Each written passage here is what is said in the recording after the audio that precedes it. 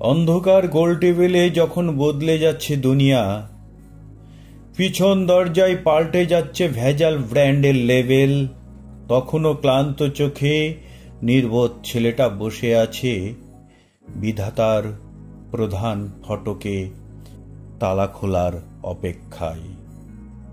হাতে তার চাতকের প্রলাপ, চোখের সামনে দুটি লাইন, পরিশ্রম করে উপার্জন করাটি যদি অপরাধ হয়, অপরাধীর খাতায় লিখে রেখো আমার নাম।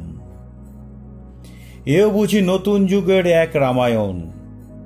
এই রাম রাজত্ব নেই, তবুও গল্পটা কিন্তু সেই।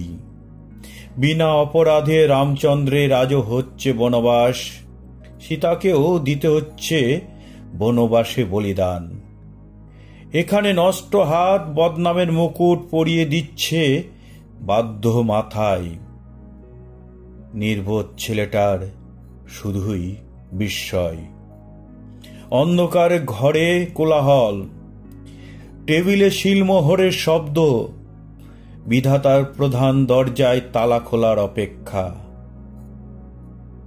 জানে সব্বাই, অসাধু শক্তির হাত শক্ত হতে থাকে যখন, বাড়তে থাকে দুর্নীতির পক্ষে সমর্থন, সহজেই বুঝে নেওয়া যায় ভিড়টা এখন কোথায়।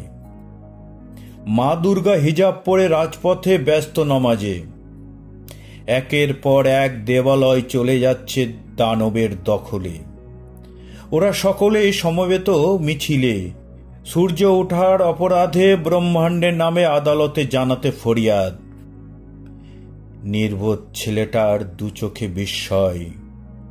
নাট মন্দিরে খোল করতাল হাতে ভূতেরা এখন নামাবলী গায়ে করছে নাম সংকীর্তন, আর সিংহদ্বারে বিস্ময়, শুধুই তালা খোলার অপেক্ষা।